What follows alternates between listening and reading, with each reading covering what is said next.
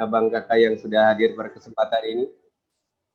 Dipersilahkan yang sudah hadir untuk mengisi di kolom chat dari kota mana saja, nama dan asal kota yang sudah hadir pada kesempatan ini, sambil menunggu saudara-saudara kita yang masih mengantri di luaran, yang akan masuk ke ruang kajian kita pada kesempatan ini. Baik, ada Mas Adam dari Medan. Selamat datang Mas Adam. Jazakallah khairan katsiran sudah hadir pada kesempatan ini. Mbak Naning dari Jakarta. Selamat datang Mbak Naning. Ada Mas Ajis dari Bali. Alhamdulillah, selamat datang Mas Ajis. Mudah-mudahan pertemuan kita diberkahi Allah Subhanahu wa taala dan menjadikan pertemuan ini pertemuan yang berkah. Dan mudah-mudahan duduk-duduknya kita pada kesempatan ini disaksikan oleh para malaikat. 70 malaikat hadir menyertai kita dan mengaminkan doa-doa kita.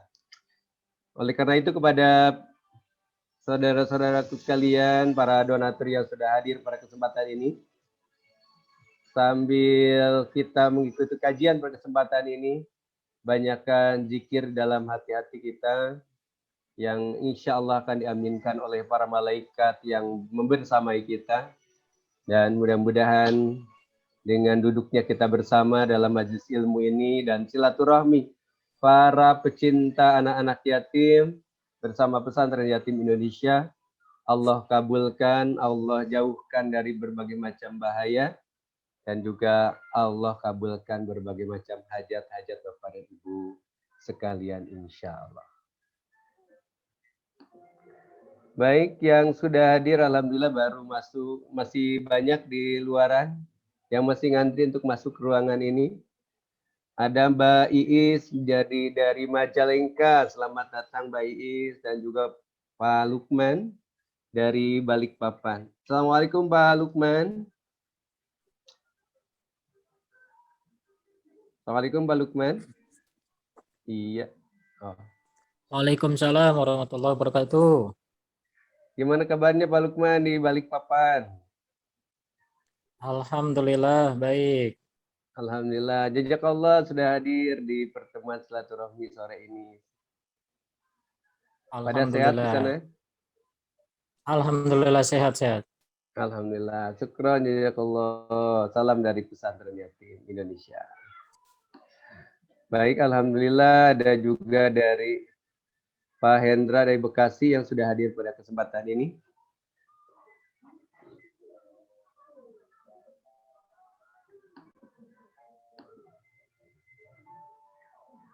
Baik, Bapak dan Ibu sekalian, masih banyak yang masih mengantri di jalanan. Yang akan masuk ke ruangan pertemuan kita pada kesempatan ini, tetap mematuhi prokes di rumahnya masing-masing dan boleh sambil menyiapkan hidangan di rumahnya masing-masing. Untuk membersamai kita kajian di sore ini, insya Allah akan dibersamai oleh founder dari Pesantren Yatim Indonesia, founder Yayasan Cinta Dakwah Indonesia, dan juga nanti guru kita semua akan hadir membersamai kita semua, yaitu Ustaz Asep Supriyatna dari The Art of Dakwah. Insya Allah.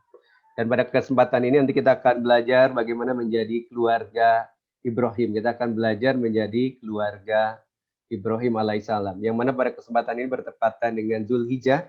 Yang mana Zulhijjah ini adalah di mana ada Idul Adha, yaitu akan mempelajari bagaimana di Idul Adha ini adalah pengorbanan yang hakiki, ketaatan terhadap Allah Subhanahu wa taala. Dan juga nanti kita akan sharing session dengan founder Yayasan Cinta Dakwah Indonesia, yaitu dan juga founder Pesantren Yatim Indonesia. Kita akan belajar bagaimana kenapa kita harus peduli terhadap anak-anak yatim, harus peduli dengan umat ini kondisi saat ini, dan kenapa juga beliau mendirikan pondok pesantren di berbagai kota di seluruh Indonesia, insya Allah ke depannya. Dan alhamdulillah sudah pada hadir. Dan Ustadz Asep apakah sudah hadir di pertemuan ini? Kalau Abi Sandi alhamdulillah nampaknya sudah hadir bersama kita semua. Dan alhamdulillah juga nih dari Tangerang Pak Dimas Ihsan, terima kasih Pak Dimas Ihsan. Pak Hendra dari Bekasi dan juga ada Pak Agung Nugroho dari Palangkaraya, alhamdulillah dari Sabang sampai Merauke walaupun kita sedang PPKM, akan tetapi alhamdulillah kita bisa bertemu dan berjumpa di media Zoom ini. Kan mudah-mudahan tidak mengurangi kehidmatan kita dalam bersilaturahmi para pelayan-pelayan anak yatim dan juga para pecinta anak yatim bersama Pesantren Yatim Indonesia.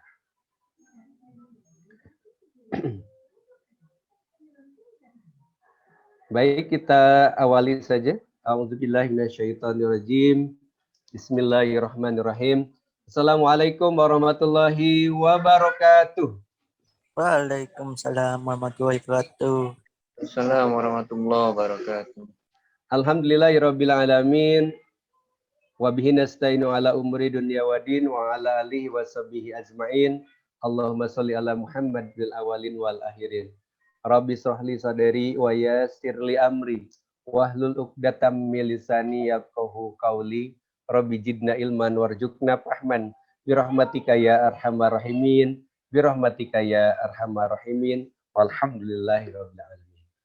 Puji beserta syukur marilah kita panjatkan kehadirat Allah Subhanahu wa taala bahwasanya di sore ini alhamdulillah bertepatan dengan tanggal 1 Zulhijjah Allah Subhanahu wa taala mempertemukan kita dengan izinnya dan mudah-mudahan pertemuan ini adalah pertemuan yang diridhoi oleh Allah Subhanahu wa taala yaitu dalam silaturahmi kajian dan silaturahmi bulanan yaitu para donatur Pesantren Yatim Indonesia dan juga terbuka untuk umum dan mudah-mudahan yang hadirnya di sini adalah sebagai bukti kita mencintai ilmu-ilmunya Allah dan juga mencintai anak yatim bersama-sama yang mudah-mudahan kelak akan menjadikan syafaat bagi kita semua dan menjadikan ganjaran yang terus akan mengalir bagi kita semua dan mudah-mudahan pesantren yatim ini akan melahirkan generasi-generasi pemimpin bangsa dan juga para dai-dai yang akan dicetak di pesantren ini yang akan meneruskan estafet dakwah kita, menegakkan Islam dan juga menyebarkan Islam untuk diterapkan di muka bumi, insya Allah. Baik, dan insya Allah pada kesempatan ini akan berlangsung kajian kita dari pukul 16.00 hingga 18 nanti.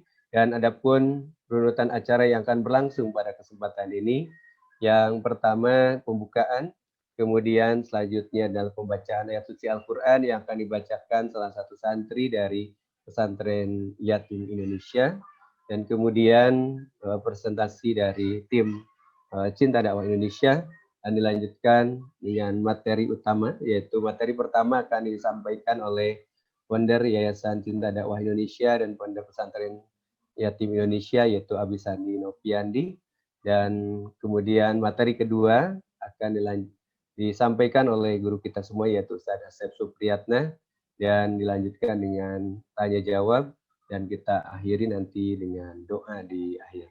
Dan insya Allah kajian ini kita akan rutinkan setiap bulan untuk silaturahmi di antara kita dan juga mudah-mudahan dengan seringnya kita bersilaturahmi nanti kita bisa saling mendoakan, saling menguatkan, dan kemudian nanti bisa juga menitipkan doa untuk didoakan oleh para santri-santri kami di Pesantren Yatim Indonesia.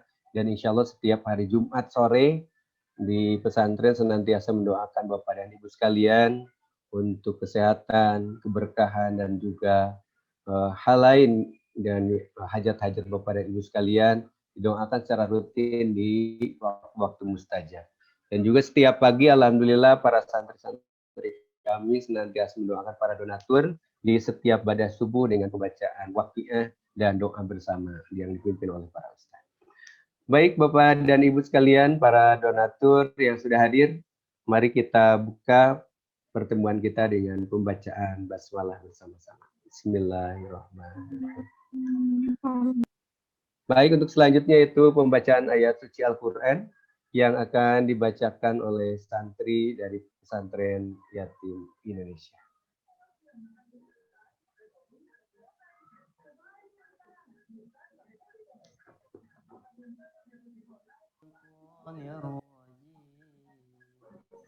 Bismillahirrahmanirrahim.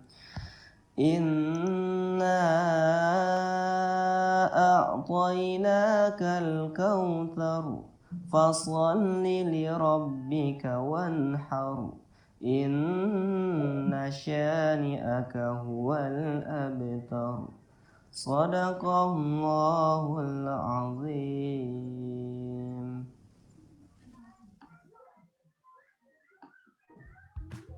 Assalamualaikum warahmatullahi wabarakatuh. Perkenalkan, nama saya Wahyu Pamungkas, biasa dipanggil Wahyu. Asal saya dari Cianjur, umur saya kurang lebih 15 tahun. Saya mondok di sini kurang lebih sekitar 2 tahun. Cita-cita saya menjadi ulama besar dan saya senang belajar di pondok pesantren ini karena di sini saya bisa mendalami ilmu keislaman lebih mendalam.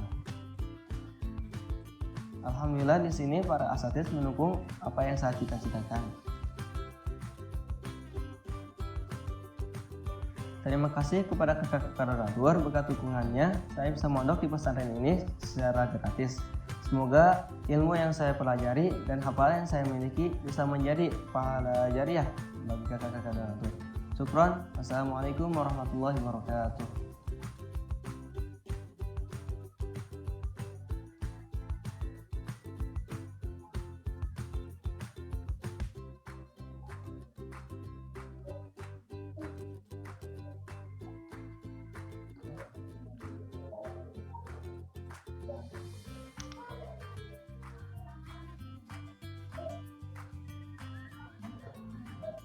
Waalaikumsalam warahmatullahi wabarakatuh.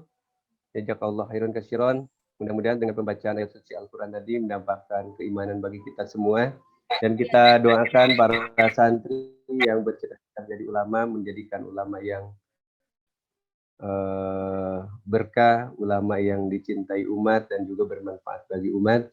Dan kita doakan seluruh para santri menjadi insan-insan yang bertakwa dan insan-insan yang dibutuhkan oleh umat di masa yang akan datang, dan mudah-mudahan ini menjadikan kebanggaan bagi kita semua selaku para ayah angkat dan orang tua angkat yang telah membiayai mereka hingga saat ini, insya Allah. Baik, Bapak dan Ibu sekalian, kami ucapkan selamat datang kepada yang baru hadir dan mudah-mudahan dalam keadaan sehat walafiat. Dan untuk acara selanjutnya yaitu presentasi dari tim Cinta Dakwah Indonesia kepada Mbak Rizka dipersilakan.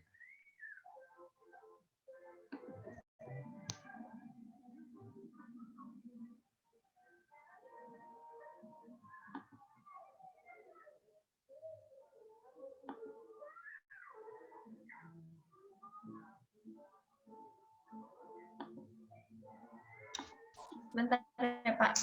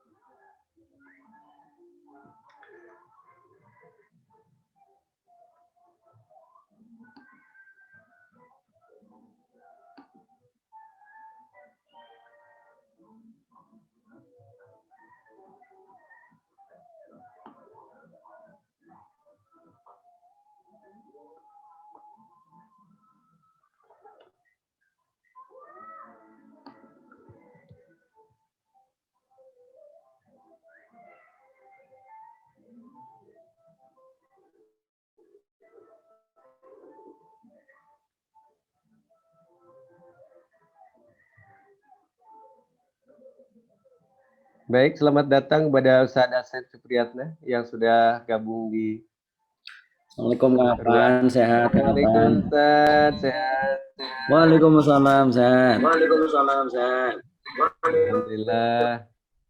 Baru terbang dari mana Ustadz? Ustadz? Dari pagi nampaknya baru terus terbang dari pagi nampaknya. Suaranya kenapa Kang Afan ya? Mantul-mantul. Di saya bagus. Bagus ya. Siap. Iya. Suara Ustadz juga bagus suaranya. Alhamdulillah. Abi Sandi, kumaha damang Abi Sandi. Tambah subur aja. Alhamdulillah, berkah antum, berkah PPKM.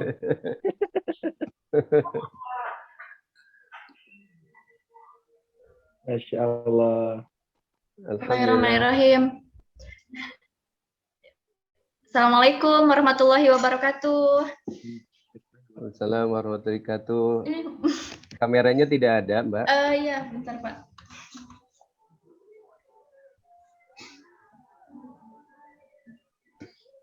Ya, Bismillahirrahmanirrahim. Mohon maaf, tadi ada ini ya, ada proses sebentar. Ini mohon maaf kameranya harus ya. Ya, baik.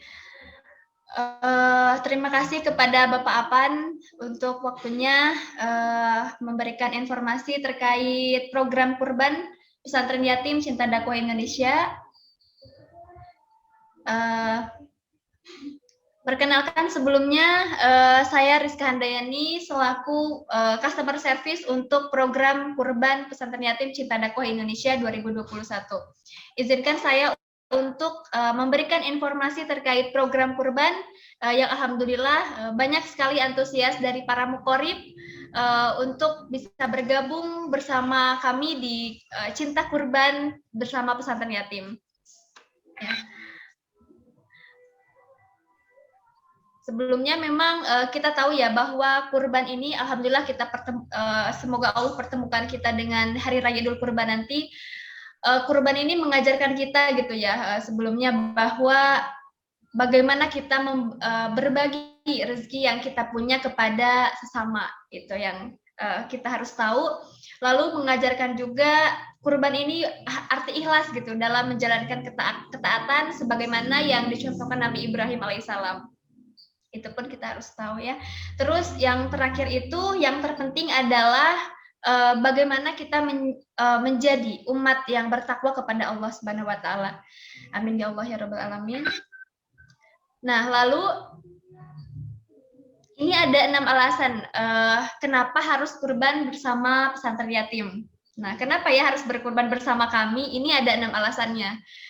Yang pertama itu adalah kita menamakannya bukan sekedar kurban biasa. Kenapa ya dinamakan bukan sekedar kurban biasa? Yang pertama itu insya Allah jika ayah, bunda, dan kakak semua kurban bersama kami, yang akan didapatkan adalah memuliakan santri yatim dan penghafal Al-Quran. Jadi alhamdulillah kami mempunyai pesantren yatim yang berada di Sukabumi, di Purwakarta. Jadi jika kurban bersama kami, itu artinya kakak semua bisa memuliakan anak-anak santri pesantren yatim, para penghafal Al-Quran, Masya Allah. Itu yang akan didapatkan. Terus yang kedua adalah para santri itu akan dilibatkan pada proses Idul Kurban nanti. Jadi para santri akan belajar syariat tentang kurban di pesantren nanti nih, di Hari Raya Idul Adha. Masya Allah. Jadi memberikan sakofah ya, memberikan pemahaman langsung kepada para santri terkait bagaimana bagaimana penyembelihan hewan kurban sampai pendistribusiannya seperti itu. Lalu yang terakhir ini yang sangat luar biasa yang harus disampaikan tentunya. Yang terakhir adalah kenapa bukan kurban biasa?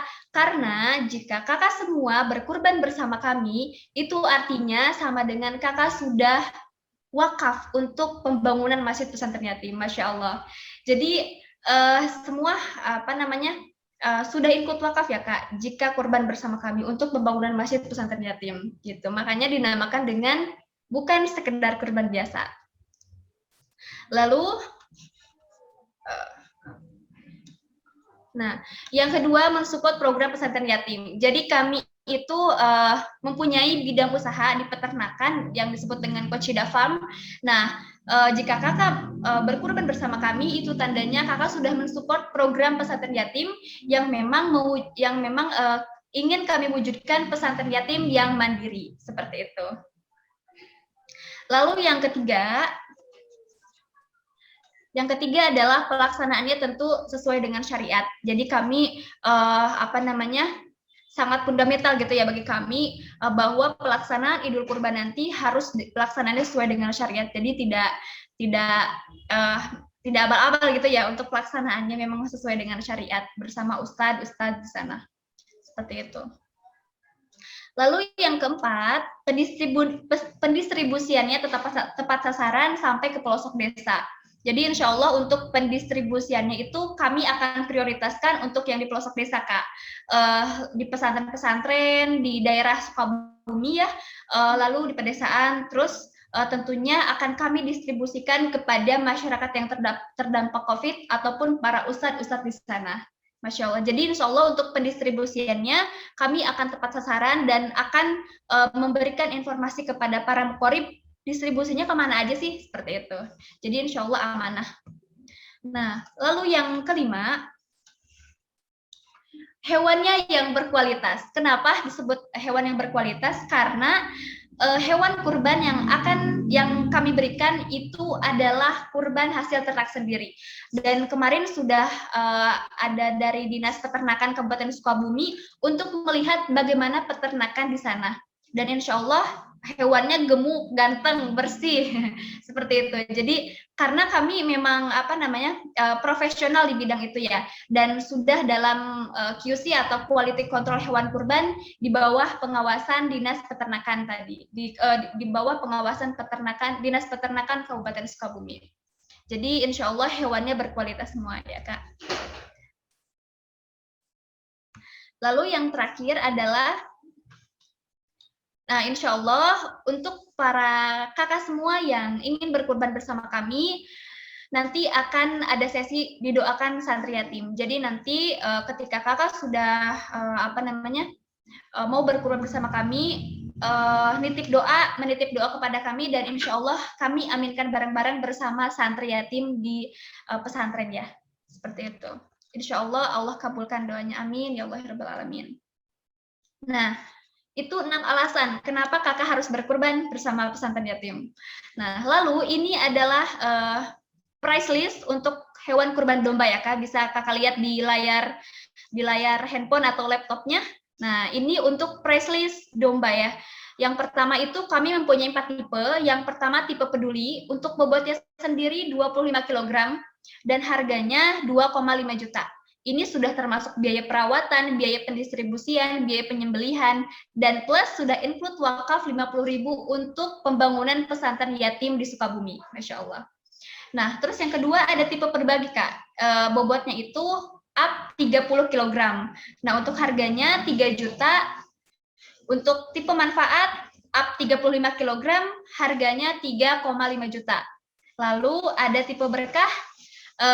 Untuk bobotnya up 40 kg, harganya 3,8 juta. Dan semua itu sudah include wakaf, Masya Allah. Nah, lalu kami pun ada patungan sapi Kak. Jadi jika kakak mau kurban sapi tapi belum bisa gitu 1 ekor, kakak bisa ikut program patungan sapi. Nah, untuk sapi tipe A itu untuk bobotnya 200 sampai 250 kg. Untuk harga per orangnya itu patungannya 2,6 juta aja Kak. Ini pun sudah include wakaf pembangunan masjid.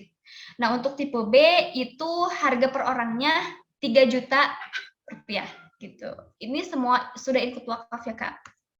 Nah, adapun saya akan menjelaskan sedikit tentang program baru kami, yaitu sedekah kurban. Jadi bagi kakak semua di sini yang belum bisa berkurban pada tahun ini, Kakak bisa ikut program sedekah kurban. Program sedekah kurban itu apa, Kak? Nah, jadi program sedekah kurban itu adalah program di mana kakak bisa menyedekahkan uang kakak mulai 50.000 ya, dan nanti akan diakumulasikan untuk atau dijumlahkan dan nantinya akan dibelikan hewan kurban yang dimana kita akan persembahkan kepada guru-guru terbaik di pelosok desa. Masya Allah. Jadi insya Allah pahalanya semisal yang berkurban. Karena kita sudah memberikan sebagian harta kita untuk membelikan hewan kurban kepada guru-guru luar biasa. Nah, jadi sedekah kurban mulai dari Rp50.000. Kurang dan lebihnya seperti itu, Kak, untuk program sedekah kurban. Nah, ini ada foto hewan kurban, Masya Allah ganteng-ganteng ya, dombanya bersih, karena memang setiap hari tuh dimandikan gitu. Karena ternak sendiri, yang ada quality controlnya gitu loh. Jadi bisa dilihat ganteng-ganteng untuk dombanya dan bertanduk. Nah, gitu ya. Jadi insya Allah sangat puas lah gitu bersama kami di kurban bersama kami. Nah, ini ada videonya Kak, bisa di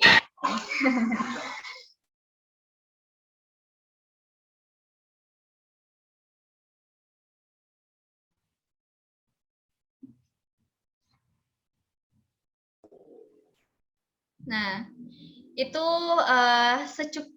cuplikan video sedikit di peternakan kami ya. Insya Allah dombanya sangat bersih, sehat, gemuk, ganteng-ganteng, bertanduk. Insya Allah kurbannya bisa mendapatkan hewan terbaik di kami gitu ya. Nah, dan ini dokumentasi untuk kurban tahun 2020. Jadi nanti kakak akan mendapatkan foto terkait hewan kurbannya, hewan kurban saya mana nih. Nah, nanti CS-nya akan memberikan informasi pada saat Hari Raya Idul Adha.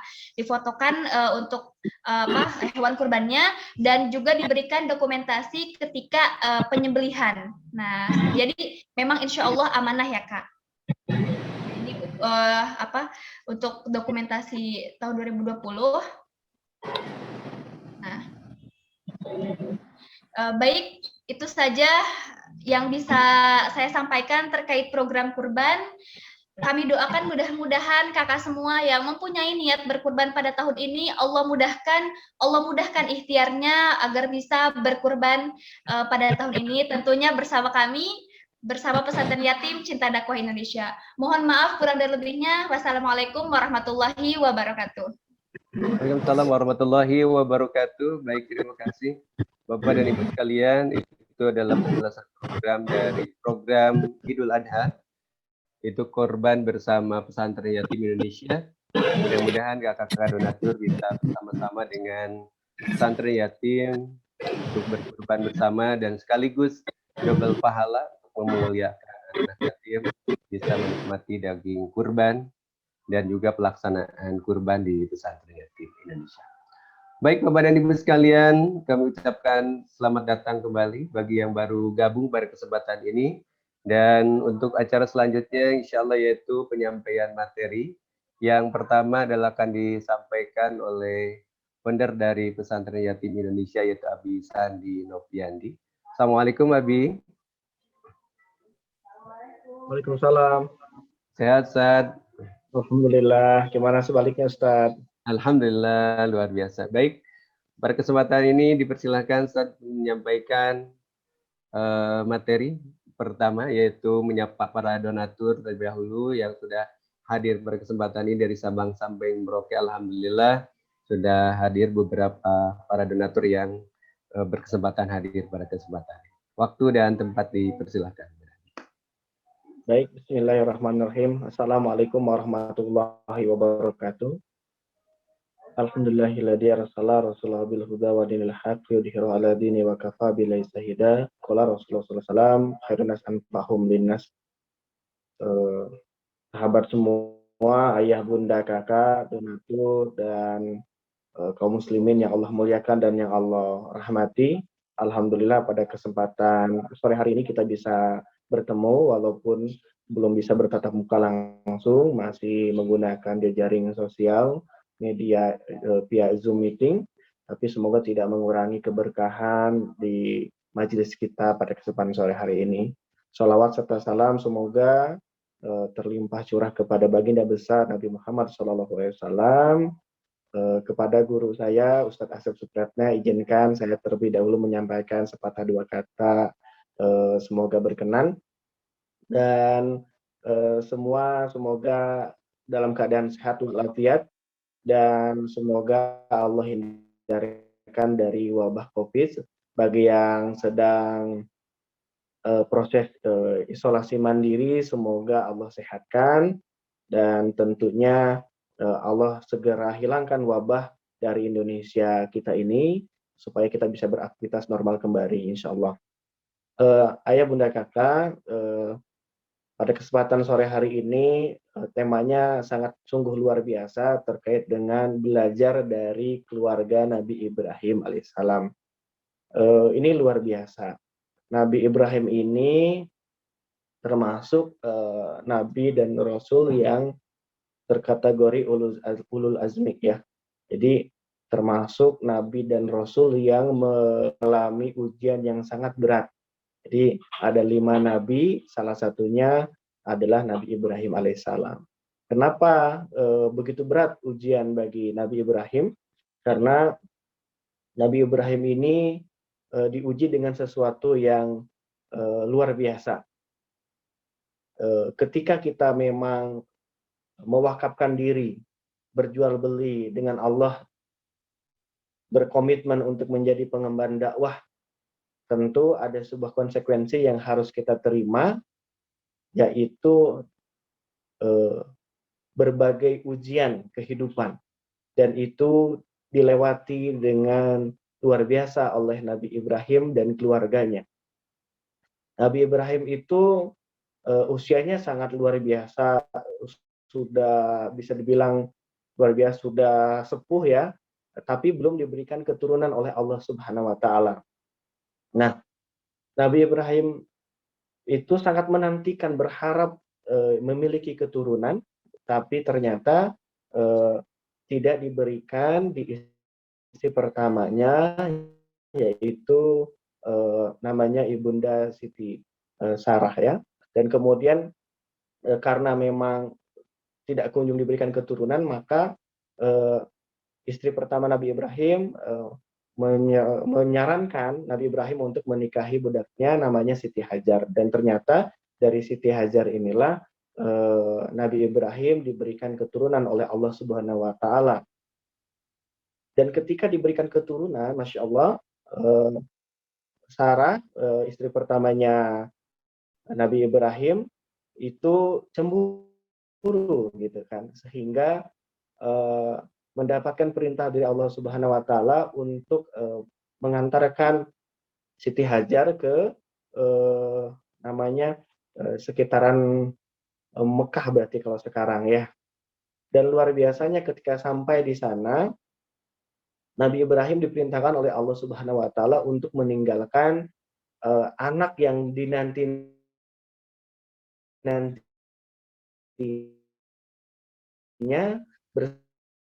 bersama istrinya, yaitu Siti Hajar tadi.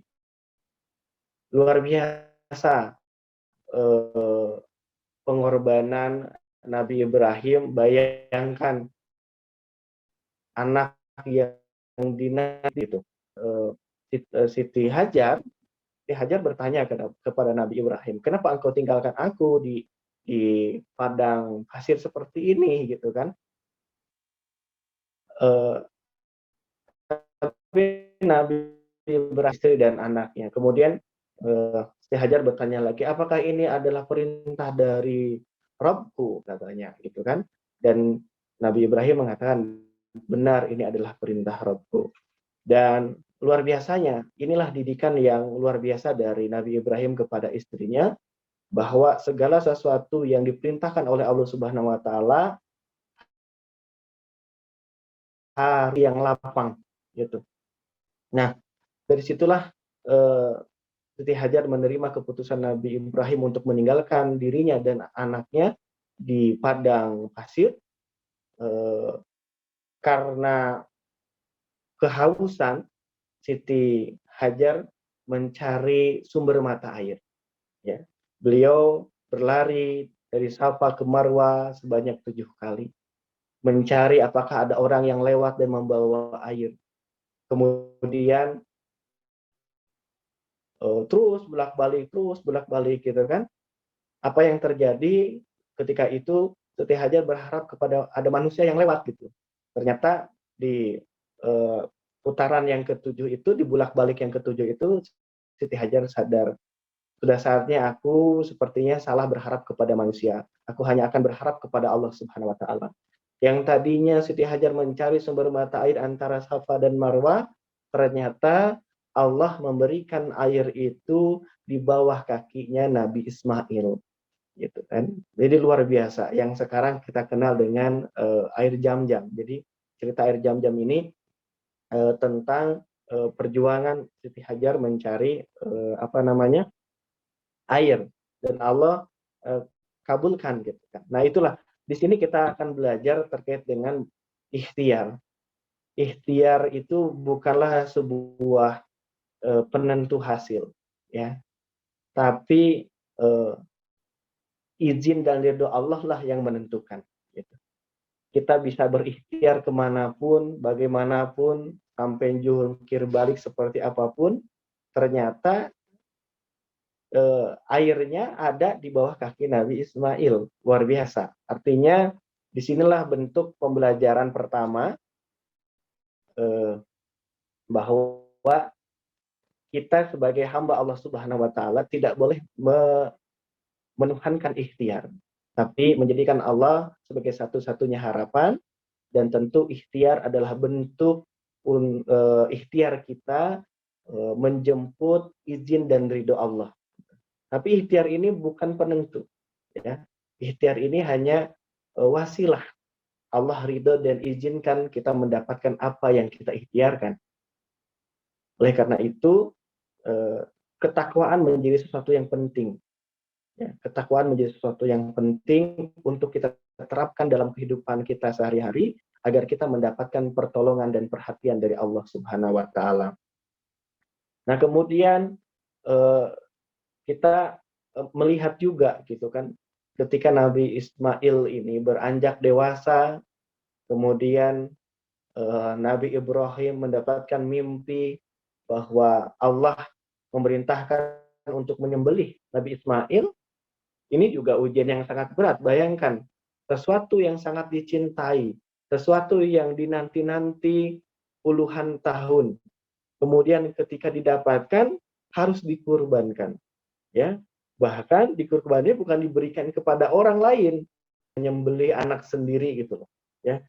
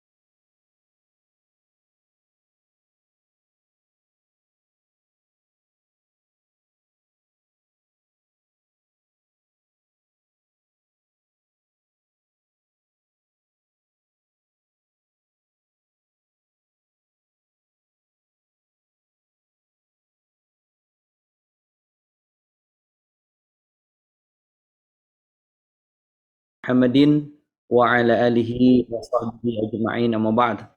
Alhamdulillah, puji syukur hanya untuk Allah, Rabb yang telah menghimpun kita dalam berlapis-lapis kenikmatan, berlapis-lapis kebaikan di sore hari ini, di majelis ilmu ini, kebaikan di penghujung bulan haram, Dzulqa'dah, sebentar lagi memasuki Zulhijjah. Mudah-mudahan amal ibadah kita dilipat gandakan pahalanya oleh Allah Subhanahu wa taala. Kita juga bermohon mudah-mudahan sahabat kita, keluarga kita, guru-guru kita yang sedang sakit, semoga Allah berikan kesembuhan yang sempurna, kesehatan, dan kembali fit bersama keluarga beraktivitas kembali. Yang kita yang sehat juga mudah-mudahan dijaga oleh Allah, diberikan ketabahan, kesehatan, ketabahan untuk menjaga diri kita, termasuk juga kekuatan kita untuk senantiasa taat. Ala hadihin niyah wa likulli niyatin shalihah bi barakati umul Qur'an al-Fatihah.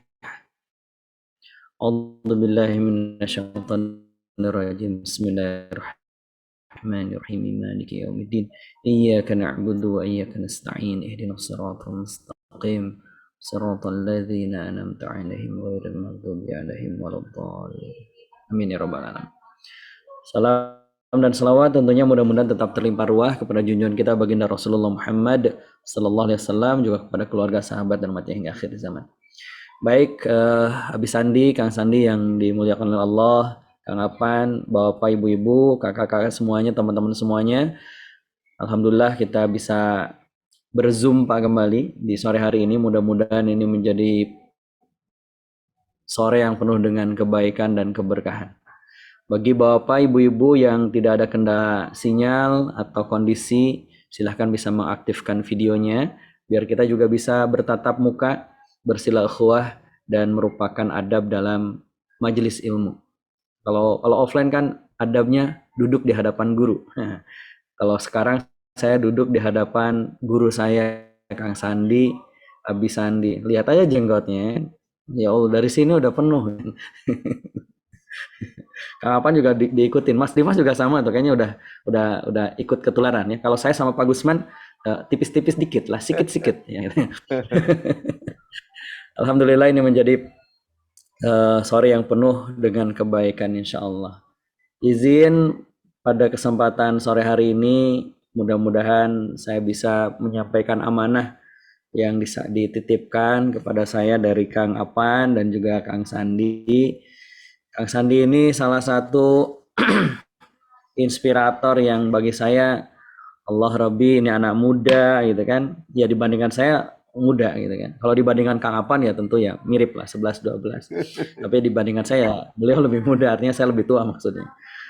Ini menjadi inspirator buat kita bahwa ketika kita mau melangkah ya melangkah saja dalam kebaikan, insya Allah Allah mudahkan setiap langkahnya. Dan Kang Sandi mudah-mudahan dijaga oleh Allah dan timnya di pesantren amanah merawat ratusan anak yatim berikut wakaf-wakaf yang dititipkan. Mudah-mudahan jadi aliran pahala.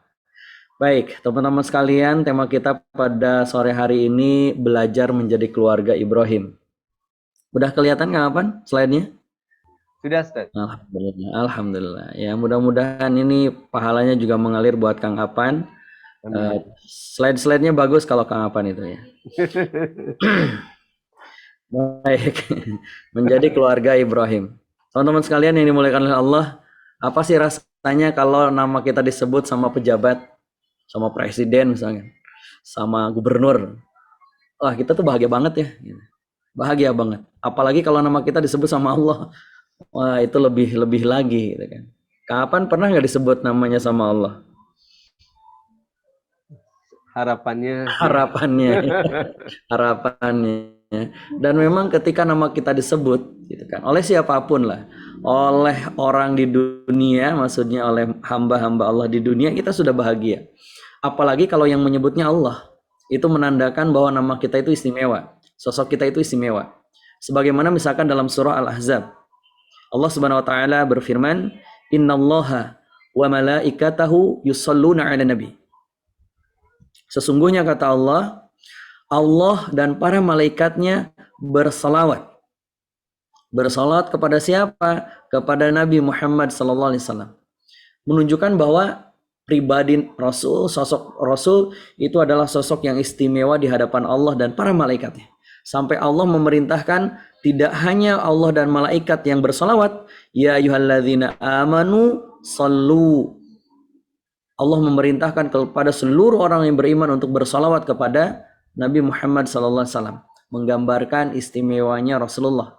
Ya, Rasulullah menjadi teladan dan mudah-mudahan kita bisa bertemu nanti dengan baginda Rasul tercinta di yaumil akhir, mendapatkan naungan, mendapatkan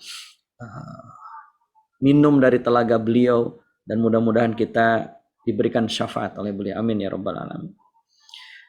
Nah, tetapi tidak hanya Nabi Muhammad, ternyata ada sosok Nabi yang disebut-sebut. Nah, kapan kalau tasyahud selain Nabi Muhammad, Nabi siapa yang disebut? Nabi Ibrahim. Nabi Ibrahim. Betul sekali. Pertanyaannya, kapan pernah nggak tergelitik mungkin membaca atau bertanya, iya ya, kenapa Nabi Ibrahim? Gitu. Kenapa ada sholawat Ibrahimiyah? Tidak ada sholawat Adamiyah atau Nuhiyah, gitu kan? Dawiyah, nggak ada gitu. Yang ada adalah sholawat Ibrahimiyah. Gitu. Padahal kan Nabi pertama Nabi Adam.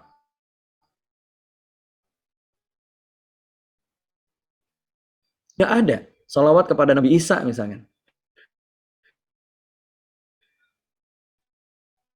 Bahkan Syekh Yusuf bin Ismail An-Nabhani, beliau sampai mengatakan bahwa sholawat Ibrahimiyah adalah sholawat yang paling sempurna di antara sholawat-sholawat yang pernah diajarkan oleh Nabi Muhammad Sallallahu Alaihi Wasallam.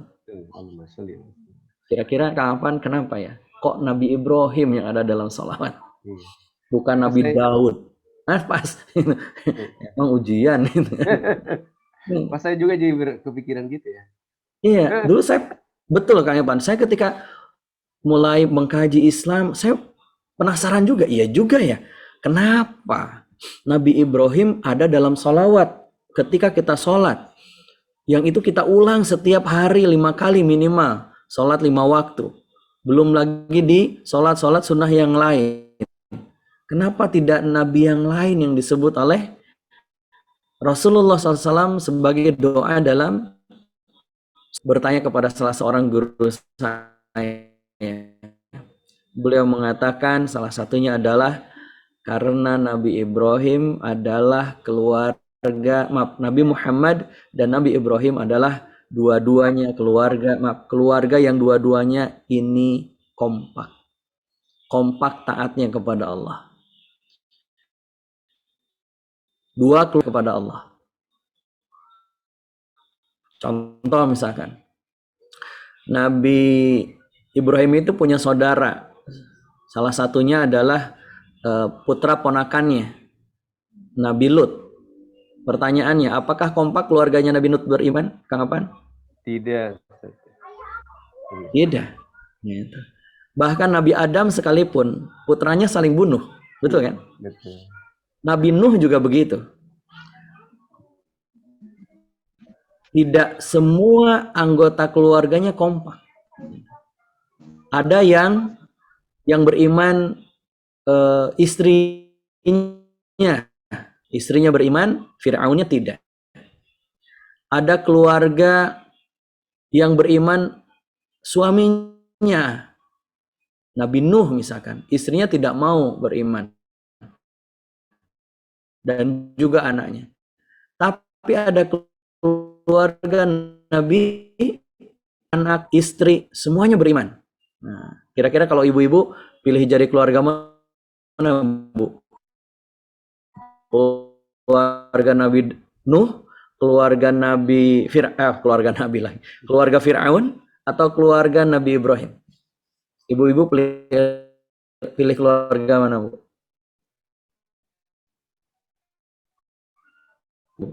Keluarga Nabi Ibrahim, keluarga Ibrahim dong Ustaz. Yakin? Masya Allah, Ibrahim Ustaz. Iya, Masya Allah. Luar biasa. Pengorbanannya ya Allah. Masya Allah, luar biasa. Tangan dulu ke situ, Bu. Tenang, Bu. Sabar, Bu. Yang tidak dimadu ya, Ustaz. Masya Allah. Kenapa ada syaratnya gitu kan? Kenapa nawar? Itu kayak kalau misalkan ibu-ibu lagi hamil, senangnya baca surah apa coba? 2 surah yang sering dibaca oleh ibu-ibu hamil. Yang pertama surah Maryam, biar kalau lahir perempuan secantik dan sesolihah Maryam. Yang kedua surah Yusuf. Berharap kalau lahir laki-laki seganteng dan sesoleh Yusuf. Pertanyaannya, ibu-ibu mau nggak nanti putranya seperti Yusuf?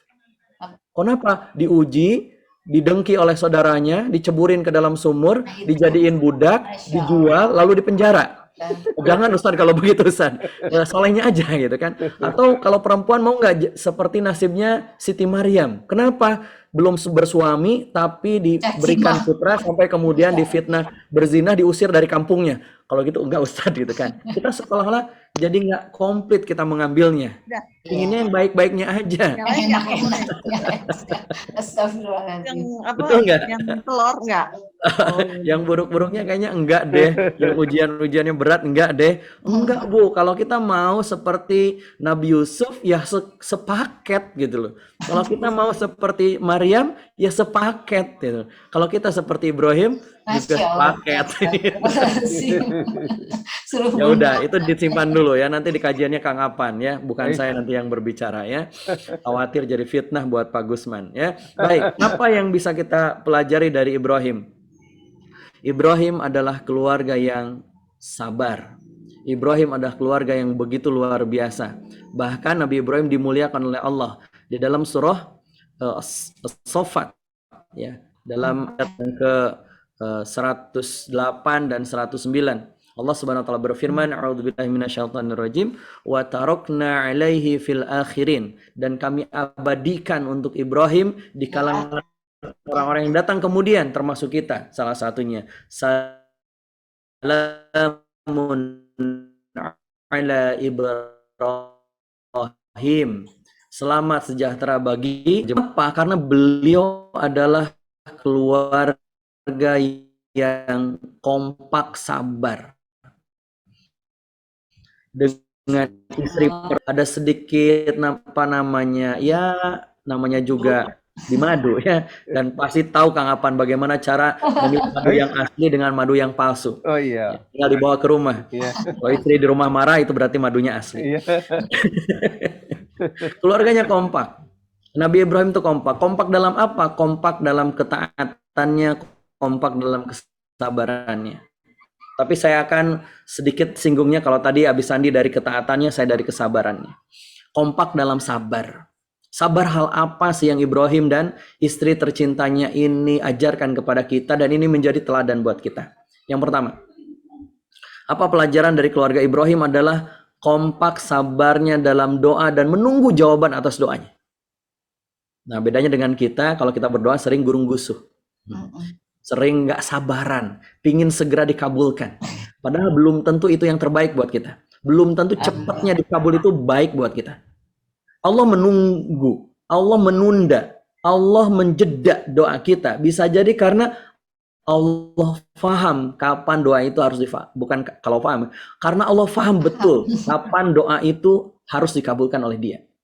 Kapan harapan kita itu diberikan untuk kita. Allah yang maha tahu.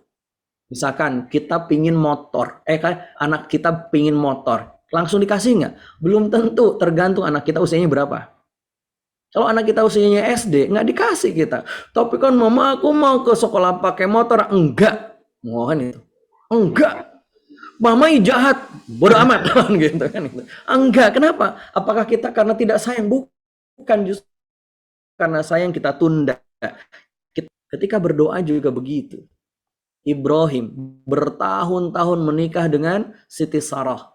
Tidak diberikan keturunan. Ada yang meriwayatkan 80 tahun usia beliau. Ada yang meriwayatkan 90 tahun. Dan bahkan di beberapa riwayat tidak ada keterangan yang pasti berapa lama pernikahan Ibrahim dengan Siti Sarah ketika beliau belum diberikan buah hati. Dan mereka berdua tetap sabar dalam doanya. Sabar dalam harapannya. Saya punya guru, kakak kelas, Allah berikan ujian kepada beliau berdua setelah menikah. Saya tidak tahu persis menikahnya tahun berapa. Tapi saya masuk kampus tahun 2001. Ketahuan deh usianya berapa. Pak Gusman tahu persis kalau saya tahun 2001 masuk berarti kan usianya berapa. Tahun 2001 masuk, beliau sudah menikah. Beliau sudah menikah, sudah ngontrak di sebuah rumah yang rumah itu dijadikan juga usaha. Rental komputer. Dan saya selaku adik kelas kalau mau ngerental gratisan gitu kan, ngeprint banyak tapi murah ya datangnya ke beliau biar dimudahkan segala urusan. Beliau sudah menikah dan belum punya anak. 2005 saya menikah. Jadi saya menikah sekitar pada saat semester 4 awal, semester 3 akhir. Saya menikah, berarti 4 tahun kemudian beliau belum punya anak juga. Saya punya anak yang pertama, tahun kelima, beliau belum punya anak. Di tahun 2009 saya punya anak yang kedua, beliau belum punya anak. Berarti sudah 10 tahun. 10 tahun beliau menunggu, juga belum punya anak. Di tahun ke-11, anak saya usia 1 tahun, barulah Allah karuniakan dia putri. Kebayang nggak? Kesabaran guru saya ini, kakak kelas saya ini menanti 10 tahun. Dan Ibrahim itu puluhan tahun. Dia tidak diberi anak. Bahkan dalam tanda petik divonis mandul. Kan begitu. Gimana nggak divonis mandul? Sudah belasan tahun, puluhan tahun menikah kok belum punya anak-anak juga. Sudah sepuh belum punya anak juga. Kalau kita kan saling menyalahkan, kamu ya mas, kamu sih mandul kayaknya mas, wah kamu juga sih kayaknya mandul gitu. Akhirnya ramai kita kan begitu. Ibrahim tidak, Ibrahim tetap berharap kepada Allah. Apa harapan dari pernikahan? Kan tidak lain adalah buah hati. Hampa, kosong, kayaknya masih setengah deh kesempurnaan bahagianya ketika kita menikah belum punya buah hati, betul kan? Nah, bagi teman-teman ketika kita belum menikah, kita pingin menikah. Setelah menikah, apakah selesai? Enggak, pingin punya anak. Kapan? Kalau setelah punya anak, pingin apa lagi? Punya anak lagi. Pingin nambah lah. Nambah anak maksudnya. Nambah kan begitu. Nah, doa yang diajarkan oleh Ibrahim alaihissalam saat itu adalah Rabbi habli minas salihin. Ya Rabb, tambatkan kepada kami, berikan kepada kami, anugerahkan kepada kami seorang anak yang termasuk orang-orang yang soleh. Anak yang soleh. Berharap, bertahun-tahun berdoa. Nggak pernah berhenti berdoa. Lalu kemudian Allah kabulkan doa itu dengan mengatakan dalam ayat 101-nya, فَبَشَّرْنَاهُ بِغُلَامٍ halim. Dan kami berikan kabar gembira. Kenapa? Karena doanya terjawab. Doanya dikabulkan, permintaannya di ACC. Di ACC oleh Allah seorang anak yang halim, lembut, sabar. Makanya teman-teman, pelajaran pertama, bersabarlah ketika kita berdoa. Jangan minta tergesa-gesa dikabulkan, karena belum tentu itu baik buat kita. Jangan tergesa-gesa kita pingin segera dikabulkan, karena bisa jadi itu buruk buat kita. Serahkan kepada Allah, ya Allah, aku harapkan yang terbaik darimu. Aku mohon begini dan begitu. Boleh nggak dituliskan waktunya? Ya boleh saja, tetapi jangan maksa gitu kan. Biarkan Allah, takdir Allah yang bekerja. Mintalah kepada Allah dan jangan ragu dengan terkabulnya doa Allah dari Allah Subhanahu wa taala. Sampai Umar bin Khattab mengatakan begini, Kang Afan. Aku tidak pernah khawatir apakah doaku terkabul atau tidak. Maksudnya apa? Yakin gitu. Umar itu nggak pernah ragu. Urusan ini yakin banget bahwa setiap doa akan dikabul. Ud'uni astajib lakum. Pasti akan dikabul. Yang aku khawatirkan, kata Umar, adalah ketika aku tidak diberikan hidayah untuk terus berdoa lagi. Itu yang berbahaya. Jadi nggak usah khawatir doanya dikabul kapan, karena pasti akan dikabul. Yang harus dikhawatirkan adalah akankah kita tetap berdoa. Karena belum tentu teman-teman, kita ini istiqomah dalam doa.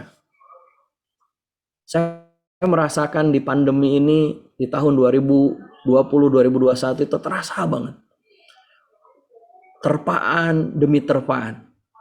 Anak saya yang pertama, kedua matanya katarak. Dan kita baru tahu ketika SD kelas 4 kalau tidak salah. SD kelas 4 atau kelas 5. Saya lupa. Tapi saat itu saya kaget sekaget-kagetnya. Ini anak SD kok sudah katarak. Dua-duanya lagi. Kita nggak percaya, bawa ke dokter mata. Kata dokter mata, iya pak. Terus ada obatnya nggak? Nggak ada pak. Kalau katarak satu-satunya cara adalah operasi katarak. Saya searching di internet apa itu operasi katarak. Allah Robi. Memang operasinya sederhana, ya, tidak lama. Tetapi saya membayangkan ketika mata anak saya ditoreh, lalu dikeluarkan, dihancurkan lensanya, dihancurkan, ditarik, dikeluar, kemudian ditanam lensa baru. Itu membayangkan Allah Rabbi gitu. Kita minta sama Allah. Ketika saya di depan Ka'bah umroh, ketika di Raudhah saya berdoa, ya Allah, sembuhkan anak saya, sembuhkan anak saya, sembuhkan anak saya. Saya meminta keajaiban dari Allah.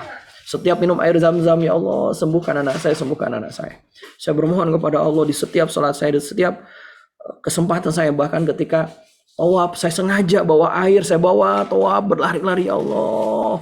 Jadikan wasilah air ini, saya kemudian bawa pulang airnya, diminumkan ke anak saya. Tiap tahun saya umroh, karena kebetulan saya mendampingi travelnya Mas Irwansyah, saya berdoa seperti itu. SMP masih, kataraknya makin menebal, sampai kemudian periksa lagi ke dokter. Kita terapi dulu. Kita kata kakak kelas saya, jangan dulu dioperasi Kang Asep. Coba diterapi dulu, siapa tahu bisa sembuh. Saya tanya sana gitu kan. Oh bisa usah dengan begini. Saya jalani hampir setahun, nggak berhasil. Saya jalani ini yang lain, nggak berhasil juga.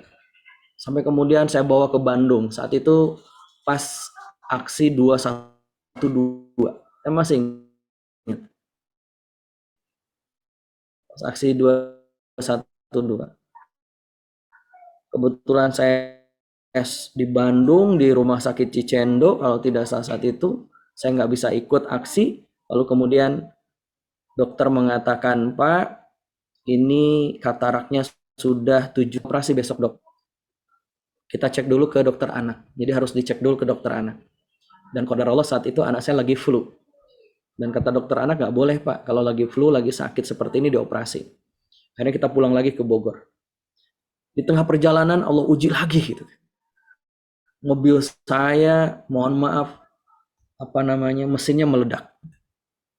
Jadi kita pulang pakai mobil derek ke Bogor itu. Allah Robbi itu kan, kapan ini Allah, dosa saya banyak sekali, sehingga ditegur lagi. Allah Robbi. Sampai ke rumah ternyata anak saya berubah pikiran. Kenapa? Karena ternyata anak saya juga udah gede kan, udah SMP kelas 1. Kenapa? SD kelas 6 saat itu. Buka juga di YouTube gitu kan, proses operasi katarak gitu. Pas dilihat ternyata mengerikan mungkin bagi anak saya. Akhirnya sejak itu nggak mau nanti aja deh di terapi lah dengan akupuntur, dengan ini dan seterusnya. Sampai kelas 3 kelas 2 SMP. Ketika kelas 2 SMP kita bulatan gimana, operasi nggak? Operasi insyaallah Bi. Pas waktu saya konsultasi dengan dokter datang pandemi. Tertunda lagi. 2021 bulan Ramadan barulah kemudian kita beranikan diri. Saat itu udah mulai turun sebenarnya kan kasus pandemi itu ya, udah turun. Ramadan akhirnya kita datang ke salah satu rumah sakit di Jakarta khusus mata. Inilah cara yang ingin Allah tunjukkan kepada kita untuk mengobati katarak anak saya. Alhamdulillah operasinya lancar, dua-duanya lancar. Dokternya juga memberikan apresiasi dan alhamdulillah sampai sekarang alhamdulillah tidak ada gangguan apa-apa. Kita tidak tahu Pak, Bu, doa kita itu dikabulkannya dalam bentuk apa. Gitu. Yang penting kalau dulu kan saya maksanya minta sembuh kan, tanpa operasi. Gitu. Awalnya begitu saya mintanya. Tapi ternyata akhirnya saya rubah doanya, ya Allah, sembuhkan mata anak saya dengan cara apapun yang Engkau kehendaki. Yang Engkau takdirkan itu baik. Kalaupun memang harus operasi, mudahkan operasinya. Akhirnya ya udah dioperasi lancar. Karena saya beberapa kali datang ke beberapa rumah sakit di Bogor meragukan gitu kan. Ini saya datang ke rumah sakit di Jakarta, wah kata anak saya, Bi, ini rumah sakitnya kayak hotel Bi gitu. Saya udah curiga gitu kan. Aduh kalau gini kayaknya mahal nih. Karena tidak tercover oleh asuransi dan sebagainya. Sabarlah dalam berdoa kepada Allah. Kita tidak pernah tahu apa yang terbaik untuk kita sampai itu terjadi. Yang pertama, Ibrahim mengajarkan kepada kita untuk itu sampai diberi kemudian putra tercintanya yaitu Ismail. Yang kedua, apa pelajarannya dari keluarga Ibrahim? Kalau kita mau belajar menjadi keluarga Ibrahim, yang kedua adalah sabar, tetap beramal solih. Bahkan dikisahkan Nabi Ibrahim itu meskipun dalam sulit dia tetap mempersembahkan jamuan terbaik untuk tamunya. Jadi dikisahkan ketika beliau belum punya anak ini, beliau kedatangan tamu rombongan laki-laki. Akhirnya Ibrahim meminta kepada istrinya, tolong dibuatkan dicarikan, disembelihkan anak sapi yang gemuk untuk dibakar, diguling gitu, dimasak gitu kan, sapi guling dan disuguhkan kepada tamu. Tetapi yang heran bagi Ibrahim dan istrinya, kok tamunya nggak mau makan. Dan itu membuat mereka takut. Dan dikisahkan ternyata tamu-tamu itu adalah para malaikat yang dikirim oleh Allah untuk meluluh lantakkan kaum Nabi Lut yang mampir dulu menjumpai Nabi Ibrahim. Untuk apa? Mengabarkan mau melaknat kaumnya Nabi Lut dan mengabarkan kabar gembira akan datangnya Ismail. Makanya Rasulullah mengajarkan kepada kita, kalau kita mau dimudahkan, kalau kita mau ditolong, tolong orang lain. Kalau mau dibantu, bantu orang lain. Kalau mau ditolong, tolong orang lain. Kalau mau dimudahkan, mudahkan orang lain. Makanya ketika bahkan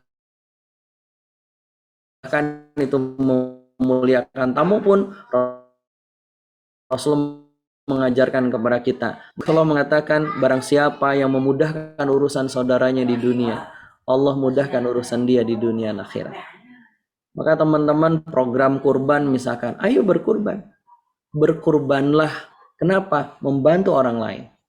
Sedekahlah. Kenapa? Karena kita membantu orang lain, maka Allah akan memudahkan kita dengan sedekah-sedekah itu. Insya Allah. Bahkan Rasulullah pernah mengabarkan kalau sakit, obati dengan sedekah. Minta kepada Allah keberkahan sedekah itu menjadi wasilah datangnya kesembuhan. Misalkan keluarga kita lagi sakit nih, Habis Sandi titip ini ada sedekah untuk para yatim di pesantren. Tolong doakan ayah kami yang sedang sakit. Mudah-mudahan itu menjadi wasilah kesembuhan. Ada wakaf atas nama ayah saya ya, ayah saya sedang sakit. Nggak banyak, hanya 100 juta misalkan. 100 juta. Tolong doakan ayah kami mudah-mudahan cepat disembuhkan oleh Allah. Silakan. Karena amal soleh akan mengundang pertolongan dari Allah. Wa may yattaqillaha yaj'al lahu makhraja wa yarzuqhu min haitsu la yahtasib. Barang siapa bertakwa kepada Allah, yaj'al lahu makhraja. Allah Menikah. Bodoh. Bagi yang sudah menikah, apa jalan keluarnya? Buah hati. Buat Bagi yang sedang berbisnis, apa jalannya? Bagi yang sedang berkarir, apa jalannya? naik jabatan. Naik jabatan. Yang sedang apakah pingin apa? Ada jalan keberikan, jalan-jalan rizki-rizki yang tidak disangka-sangka. Saya sama istri ketika anak saya dioperasi itu kan tidak pakai jaminan ya, jadi bayar pribadi. Pas saya tanya berapa Bu biayanya, Bapak nanti Bapak kalau misalkan ini anak Bapak kan masih muda ya, masih anak-anak, jadi kami sarankan jangan pakai paket yang silver, pakai yang gold. Kenapa? Karena begini ceritain, meyakinkan banget lah gitu kan, namanya juga sales gitu. Meyakinkan banget loh, gini nanti kalau yang gold ini lenti radiasi, jadi putra Bapak nggak perlu khawatir ketika keluar rumah. Ceritakan gini. Oke, terus nanti sebelum operasi putra Bapak nanti diperiksa dulu pra operasi. Jadi untuk pra operasi kisarannya sekitar 5 juta pra operasi. Terus operasinya berapa? Operasinya sekitar ya mungkin 25, jadi disiapkan saja 30.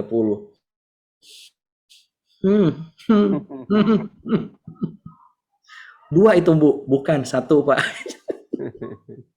Jadi kalau dua sekitar 60 juta. Allah Robisa sama istri gimana Mi? Ya udah nggak apa-apa buat anak kita Bi. Ya udah gesek, sekali gesek ya Allah 30, 30. Allah Rabbi gitu kan. Tapi ada aja rezekinya gitu. Ada aja rezekinya. Tiba-tiba aja program saya dipakai oleh sebuah lembaga. Kemudian, Ustadz ini ada sewa modul yang kami pakai dari modul yang Ustadz bikin. Ada yang transfer. Nggak banyak ya, ada yang 15 juta, ada yang... Alhamdulillah, ada aja gitu. Ada aja. Sampai kemudian sama istri bilang, nggak apa-apa Bi, nanti juga diganti. Toh kalaupun enggak ya mungkin inilah rezeki dari Allah, kenapa sebelumnya kita bisa nabung untuk dipakai hari ini. Yang penting kita fokus dalam beramal solihnya. Ya, Alhamdulillah. Ya, tetap lakukan kebaikan. Sehingga Allah memudahkan, Allah menghadirkan jalan keluar dalam kehidupan kita.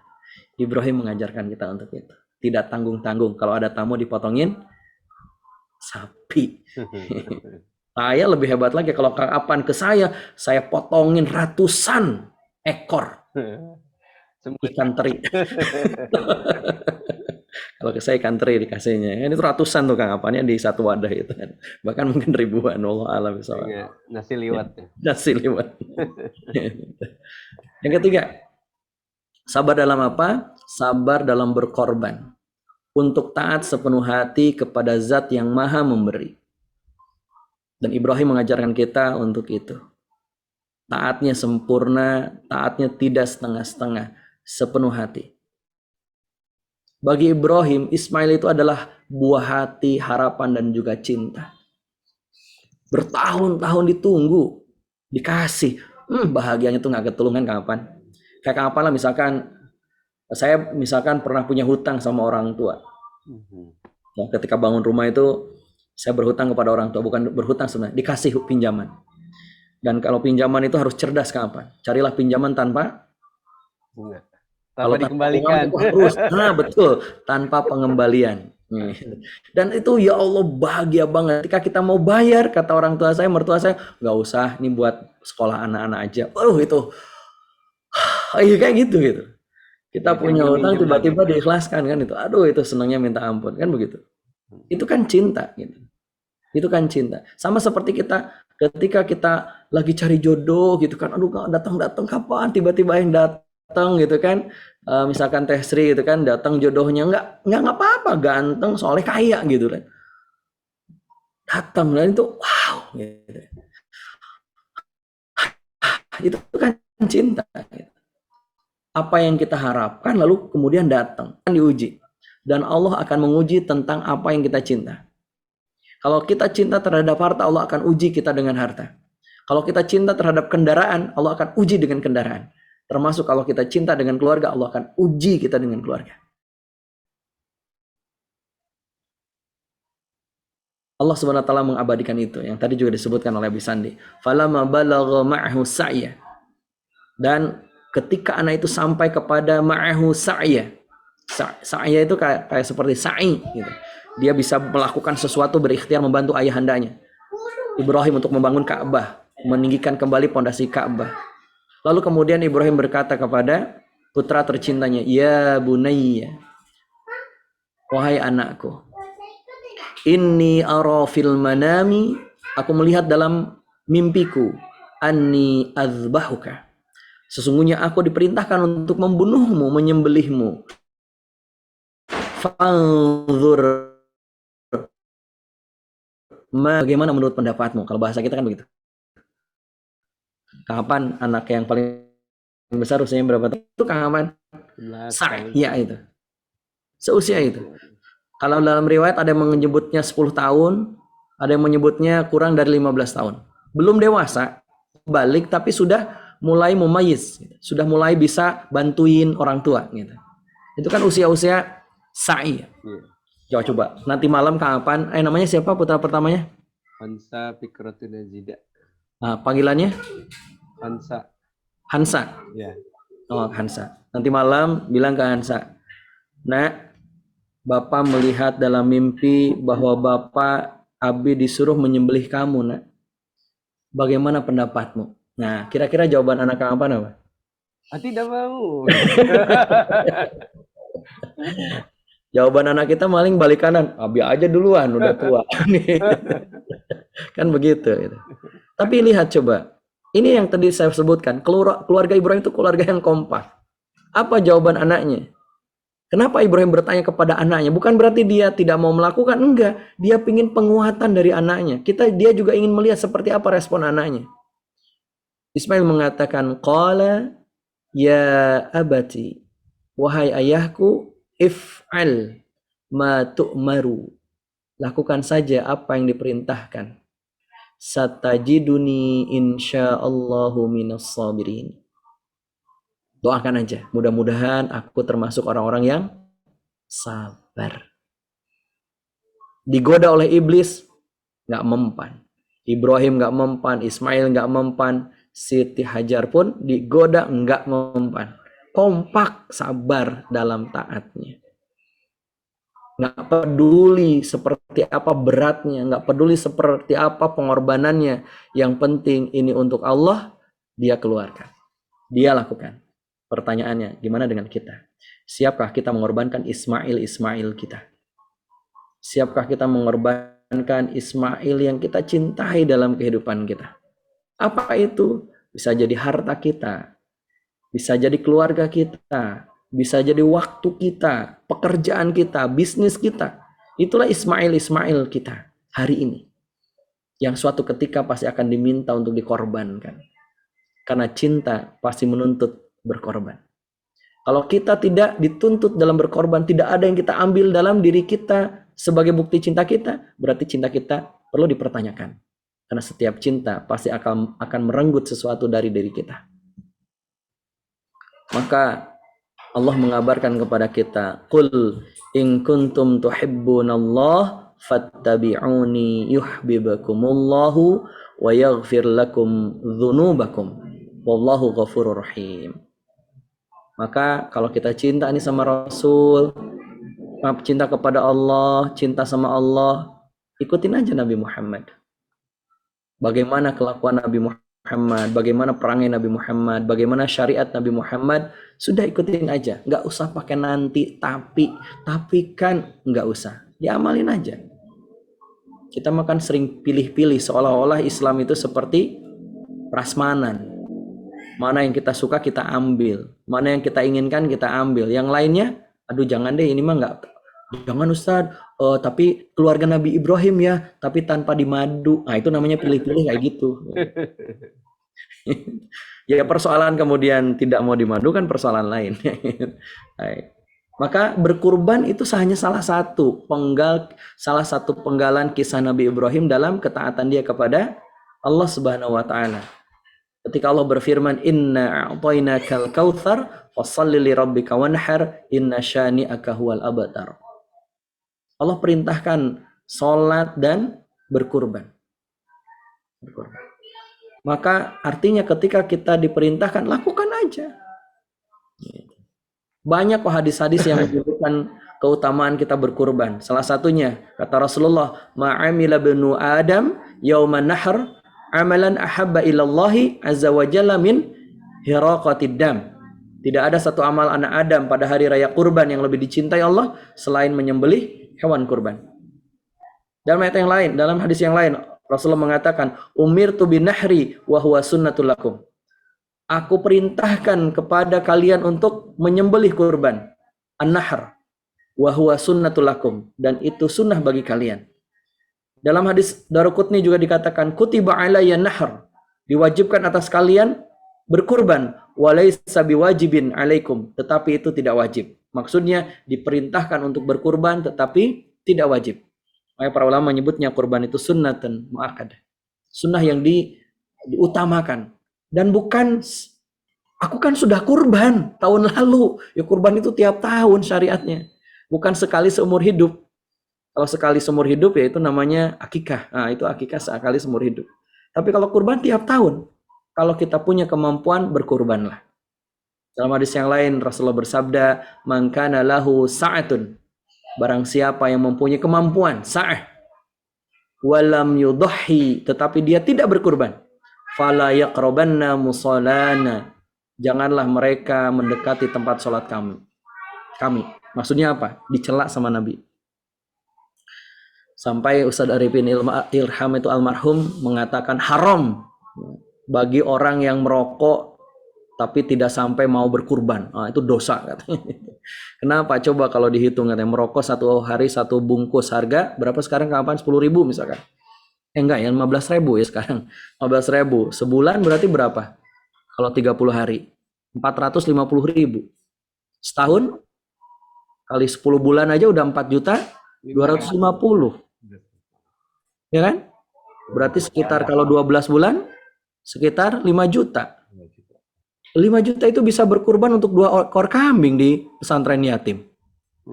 Ya kan? Tadi 2 juta berapa? Satu ekornya? 2.500.000. Lalu 2.500.000 untuk 2 ekor, 2 orang tuh bisa. Cuma kita beralasan, aduh nggak punya duit. Tapi kalau buat merokok mah kok nggak bilang tuh nggak punya duit. Gitu.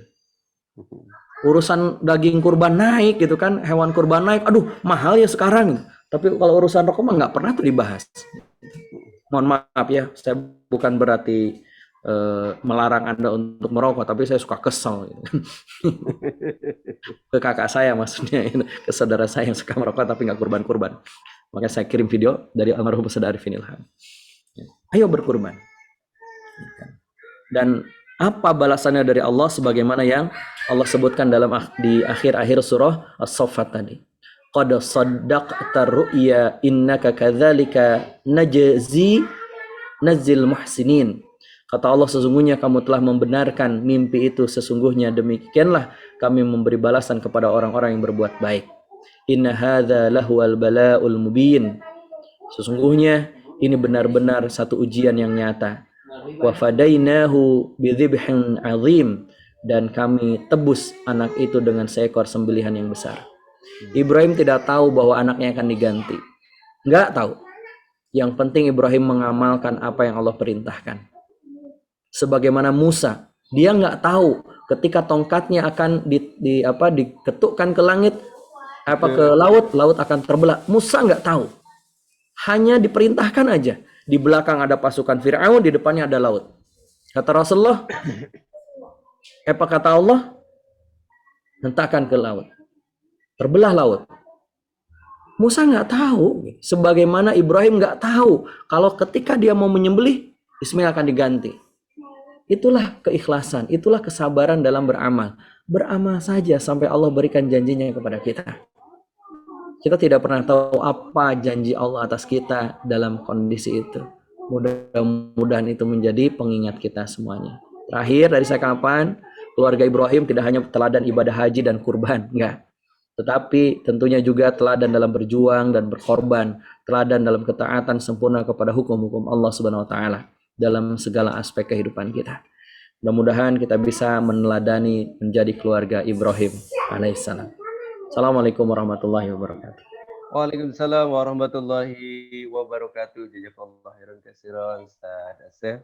Telah memaparkan bagaimana kita belajar menjadi keluarga Ibrahim, yang mana tadi kita petik 2 garis besar, yaitu bahwa belajar menjadi keluarga Ibrahim adalah belajar taat dan belajar sabar dalam ketulusan untuk menjalankan syariatnya Allah Subhanahu wa taala tanpa pilih-pilih mana yang baik, mana yang tidak baik, akan tetapi ketika Allah perintahkan maka taat terhadap aturannya dan sabar dalam berbagai aspek kehidupan ini yang luar biasa. Baik Bapak dan Ibu sekalian, untuk sesi selanjutnya barangkali ada sesuatu hal yang ingin kita diskusikan atau kita perdalam dari 2 pemaparan materi pada kesempatan ini dari Ustadz Abi Sandi Nopiandi terkait dengan belajar ketaatan dari keluarga Ibrahim, dan juga dari Ustadz Asep Supriyatna memaparkan bagaimana kita belajar dari keluarga Ibrahim tentang arti kesabaran, ketulusan, dan ketaatan. Baik, dipersilakan kepada Bapak dan Ibu sekalian yang ingin bertanya, silakan bisa raise hand atau juga bisa menuliskan di kolom chat.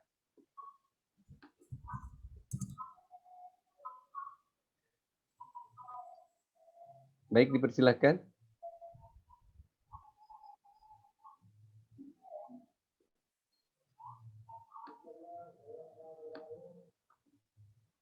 Ada? Yang silakan yang ngetikkan di kolom chat atau yang raise hand langsung dibuka mikrofonnya untuk bertanya kepada guru-guru kita semua.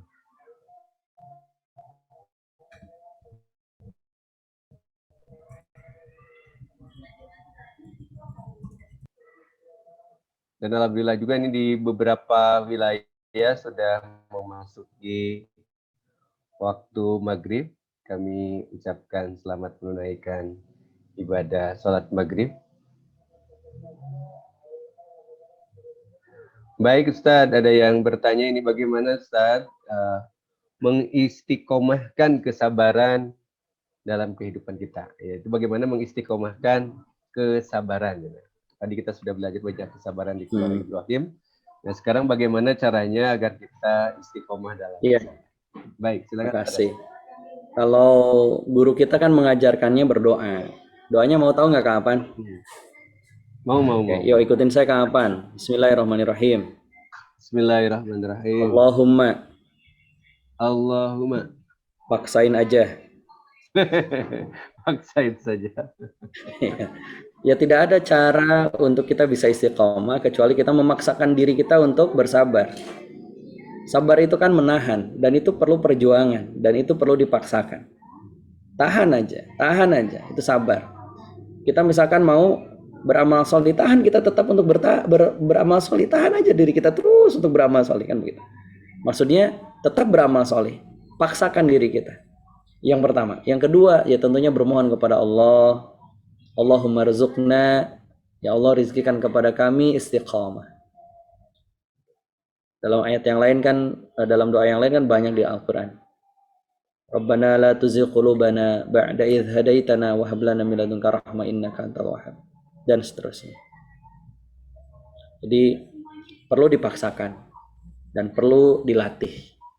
Karena sabar itu bagian dari amal yang paling berat dalam kehidupan kita, insyaallah. Allah alam. Baik begitu ya bagi yang penanya. Selanjutnya adalah pertanyaan berikutnya.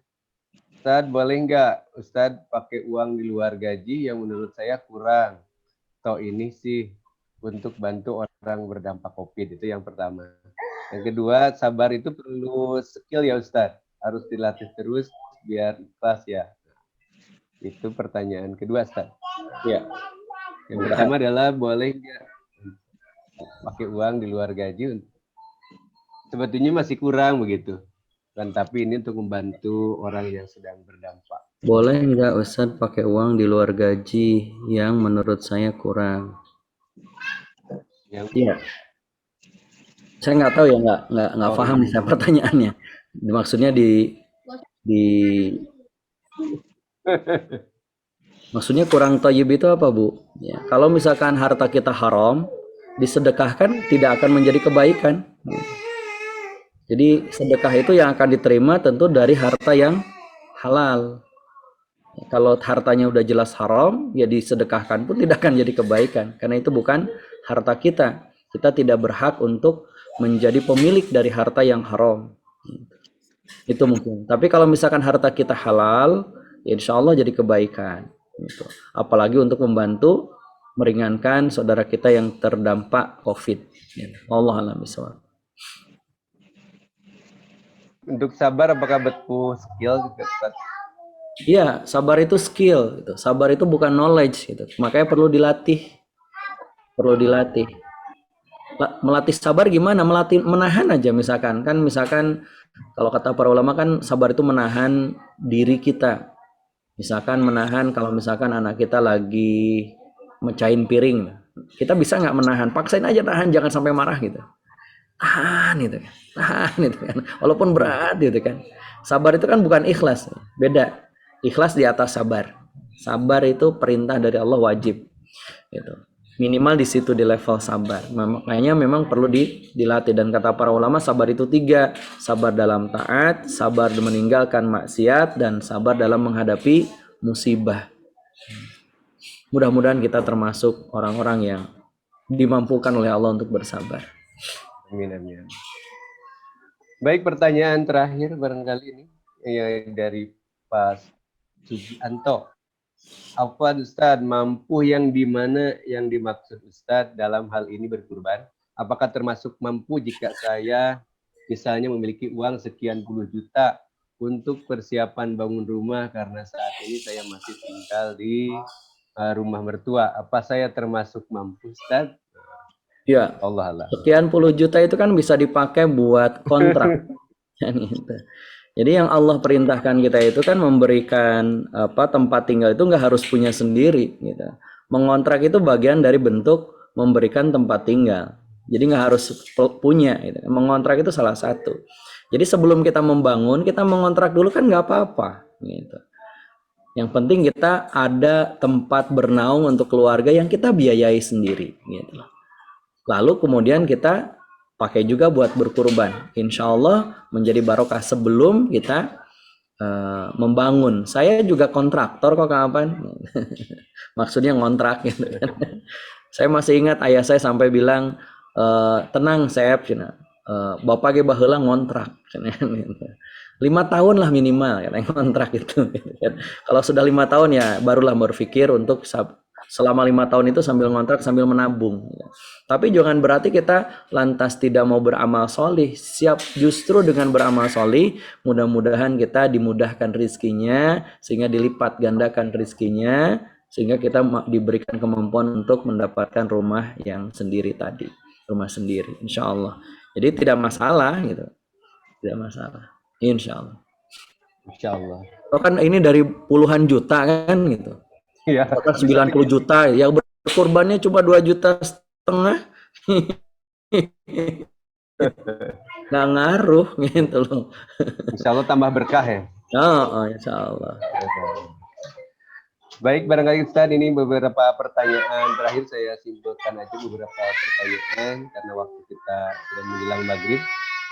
Yang pertama adalah menanyakan sudah niat berkurban akan tetapi dananya dipakai untuk pengobatan COVID, apakah tetap tercatat pahala kurbannya? Yang kedua, bagaimana cinta kepada keluarga yang standarnya ridha Allah? Yang ketiga, bagaimana Ustaz kurban yang paling utama, apakah dengan kambing, apa dengan sapi, atau ternak lain? Baik. Sebagai Terima kasih. pertanyaan kita. Ya, cinta kepada anak itu, keluarga itu ya cinta menjaga mereka dari maksiat, mengajarkan mereka untuk taat, membiasakan mereka untuk taat. Itu bentuk cinta kita. Jadi bukan hanya sekedar memberi harta, enggak.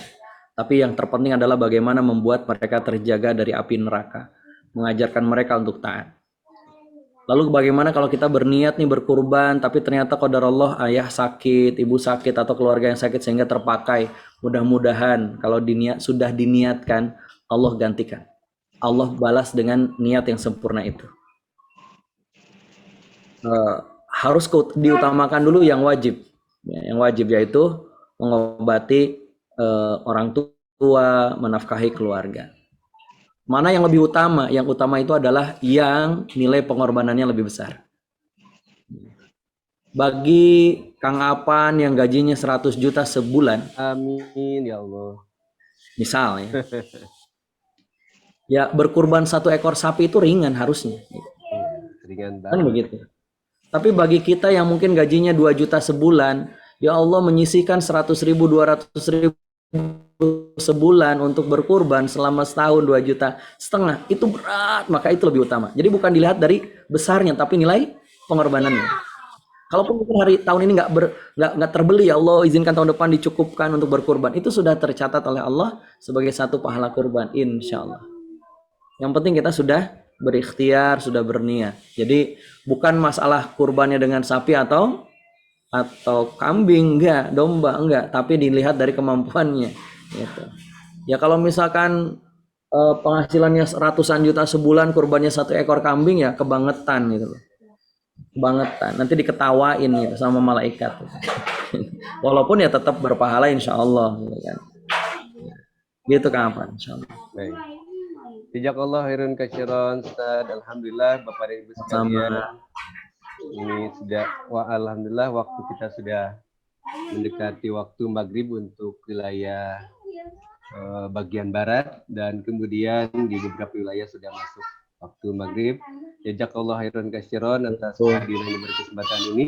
Barangkali sebagai closing statement Ustadz Abi Sandi Nopiandi, apakah masih berada di majelis ini? Hadir. Ya, baik, barangkali ada sesuatu hal yang akan disampaikan di closing statement. Masya Allah, luar biasa ya.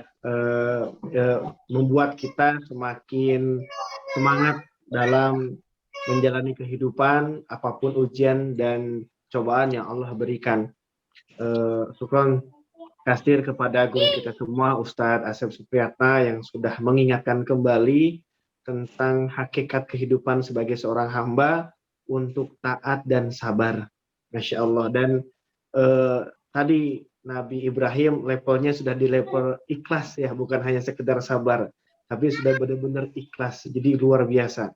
Dan tentu kita harus banyak belajar karena surga ada harganya. Surga harganya apa? Ridho Allah. Dan ridho Allah itu bisa kita dapatkan dengan kita mencoba sabar dan ikhlas dengan ketentuan Allah selama ada di dunia ini. Terima kasih. Itu saja mungkin Ustadz Apan, Ustadz Asep. Terima kasih banyak. Nasihatnya luar biasa. Semoga menjadi ilmu yang bermanfaat bagi kita semua dan menjadi amal jariah bagi Ustadz Asep Supriyatna. Terima kasih banyak. Wassalamualaikum warahmatullahi wabarakatuh. Waalaikumsalam warahmatullahi wabarakatuh. Jazakallah bisa Yang terakhir closing statement dari Ustadz Asep barangkali.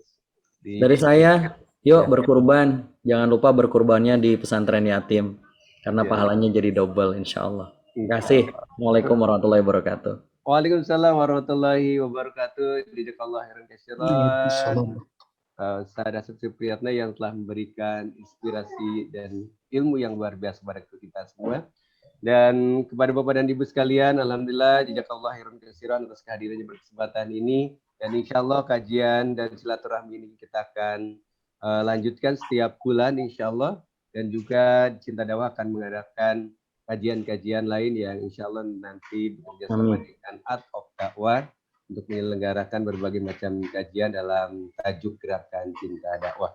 Dan bagi Bapak dan Ibu sekalian yang mau bersama-sama berkurban bersama pesantren yatim, kami persilahkan untuk menitipkan hewan kurbannya di pesantren yatim. Insya Allah kurbannya bukan hanya kurban biasa, kan, tapi kurban yang luar biasa. Selain kita melaksanakan syariat berkurban dan juga kita double pahala, yaitu memberikan kebahagiaan kepada para santri yatim, para penghafal Quran untuk bisa belajar bersyiar, memotong kurban dan juga menikmati daging kurban yang akan dinikmati oleh para santri yatim dan belajar untuk mendistribusikan kepada masyarakat sekitar dan di pelosok daerah yang ada di kabupaten. Jazakallah khairan katsiran atas kehadiran bersama. Kita tutup pertemuan kesempatan ini dengan istighfar, hamdalah dan doa kifaratillah. Astagfirullahaladzim, alhamdulillahirabbil alamin. Subhanakallahumma bihamdika asyhadu an la ilaha illa anta astaghfiruka. Itu gambar beneran atau saya bertugas, mohon maaf. Assalamualaikum warahmatullahi wabarakatuh. Waalaikumsalam warahmatullahi wabarakatuh. Nun, Kang Sandi, kapan? Bapak Ibu-ibu, mangga izin pamit. Assalamualaikum. Waalaikumsalam warahmatullahi wabarakatuh. Assalamualaikum warahmatullahi wabarakatuh. Waalaikumsalam warahmatullahi wabarakatuh. Jazakallah khair Ustaz. Syukran bagi semua. Waalaikumsalam warahmatullahi wabarakatuh. Assalamualaikum warahmatullahi wabarakatuh. Waalaikumsalam warahmatullahi.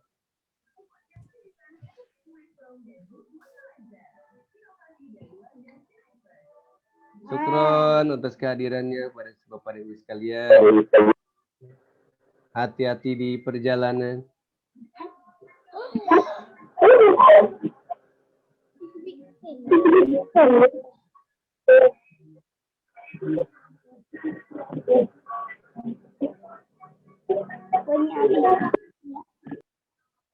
Iya kan?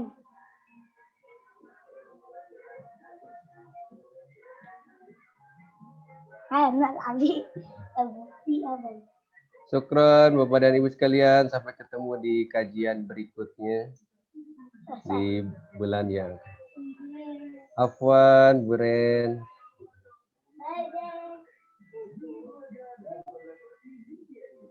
Atur nuwun Pak Angga Setra, Bu Siti Pira Pahira Yuda, hati-hati di perjalanan. Jazakallah khairan katsiran atas kehadirannya.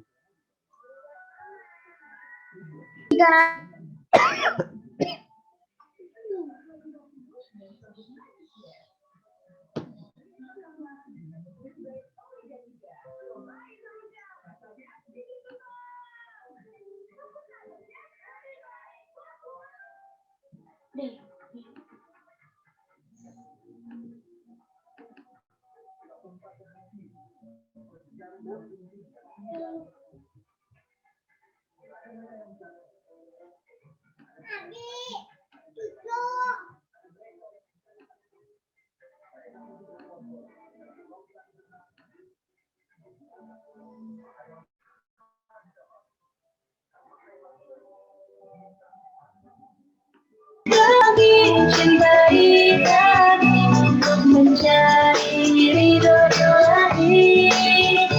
Sayangi kami, cintai kami, pesantren Yatim Indonesia. Kami ada di sini berharap tanpa henti menanti terwujudnya mimpi. Allah kasih ridhoi bagi yang menyayangi dan mencintai anak yatim.